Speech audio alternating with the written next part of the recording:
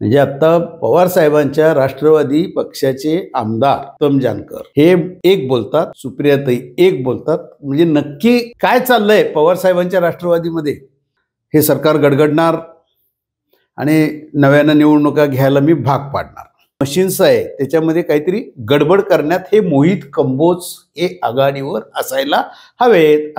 नमस्कार, मी संजय बोकरे, आपण पाहताय जनप्रवास लाईव्ह. आज विषय घेऊन आलोय उत्तम जानकर आमदार यांनी जोरदार आरोप केलेत. आता ते ईव्हीएमच्या बाबतीत त्यांनी शंका आतापर्यंत व्यक्तच करत आलेत आणि आता ईव्हीएम मध्ये घोटाळा घोटाळा घोटाळा घोटाळा आता ते 100% पुरावे देणार आहेत आणि परत हे सरकार गडगडणार आणि नव्यानं निवडणुका घ्यायला मी भाग पाडणार. हे ठीक आहे. आज विश्लेषणाचा मुद्दा एवढाच आहे की मोहित कंबोज यांचं नाव त्यांनी आज अचानकपणे पुढे आणले आणि नंतर म्हणतात 1% आहे, अजून 99% पुढे काय काय आणणार आहे आणि त्यांचा रोल ह्याच्यामध्ये आहे.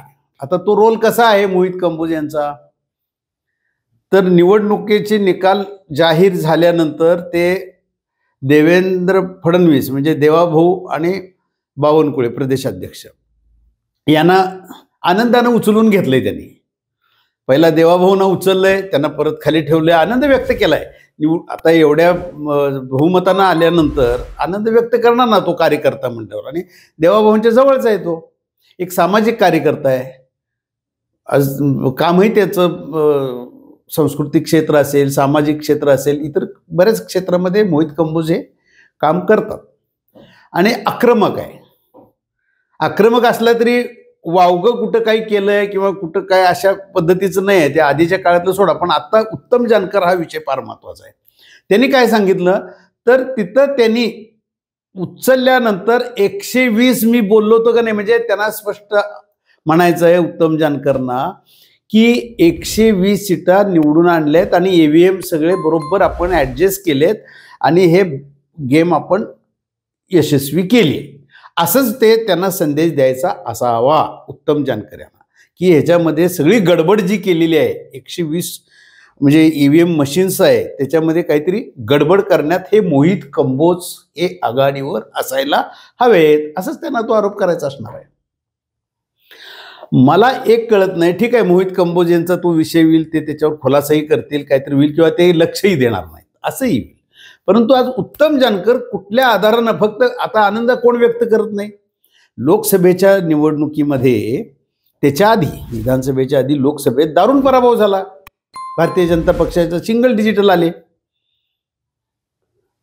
त्यावेळेला सुद्धा मग उद्धव ठाकरेंच्याकडनं मग संजय राऊत असतील, सगळे ज्येष्ठ काही मंडळी शिवसेनेचे असतील, त्यांनी सुद्धा अंदाज व्यक्त केले ना, 30 आमचे आमदार, 30 खासदार आमचे आले आणि त्याच्या आधी सुद्धा प्रचारात 30 खासदार आमचे येणार. मग त्यावेळेला ईव्हीएमचा वापर तुम्ही ऍडजस्टमेंट केली ती, असंही कोणतरी विचारेल ना. मग उत्तम जानकर ह्याचं उत्तर काय देणार? आता तुम्ही आरोप करताय आणि ते एक साधं त्यांनी उचलून घेतल्यावर आनंदाने ते अंदाज व्यक्त केला असेल ना मोहित कंबोजने, गणित घातले असतील ना त्यांनी, काहीतरी जातीची समीकरणं खूप होती त्याच्यामध्ये. आणि सगळ्यात महत्वाचा मुद्दा, सुप्रियाताईंनीच आता काही दिवसापूर्वी म्हटले मी सुद्धा लोकसभेला निवडून आले, याच ईव्हीएम मशीनवर आले ना निवडून, त्याच्यावर आरोप करण्यात काय अर्थ आहे? म्हणजे आता पवार साहेबांच्या राष्ट्रवादी पक्षाचे आमदार उत्तम जानकर हे एक बोलतात, सुप्रियाताई एक बोलतात. म्हणजे नक्की काय चाललंय पवार साहेबांच्या राष्ट्रवादीमध्ये आणि हे तुम्ही सिद्ध करणार आणि परत निवडणुका घेणार आणि हे आरोप सिद्ध करणार तुम्ही अशा पद्धतीनं वेग बोलून. आणि मोहित कंबोज म्हणजे एवढे जर का ईव्हीएम ऍडजस्ट करण्याची ताकद मोहित कंबोजकडे असेल तर खरोखर म्हणजे आश्चर्यच म्हणावं लागेल. असो, पण उत्तम जानकर आपण आरोप करताना एखादी गोष्ट अख्खा तुम्ही महाराष्ट्र धरताय, त्याच्यामध्ये महाराष्ट्राला काय संदेश गेला, त्याच्यात महाराष्ट्राला काय संदेश गेला अंदाज कोणीही व्यक्त करू शकतं आणि ते बरोबर येतात. काही जणांचे आता किती जण विश्लेषण करतात आमचे पत्रकार, सगळ्यांची बरोबर येतात, पण काही येतात का सगळ्यांची बरोबर येत नाहीत, पण काही जणांची बरोबर येतात. मग लगेच तुम्ही संशय घेणार. त्यामुळं आता हे खरं बघायचं आहे मोहित कंबोज सुद्धा ह्याच्यावर काय बोलतात, सुप्रियाताई काय बोलतात आणि आता जानकरना काही पवार साहेबांच्याकडनं सूचना जातात का, हेच आता बघण्यासारखं आहे. आज इथंच थांबू, उद्या पुढच्या भागात.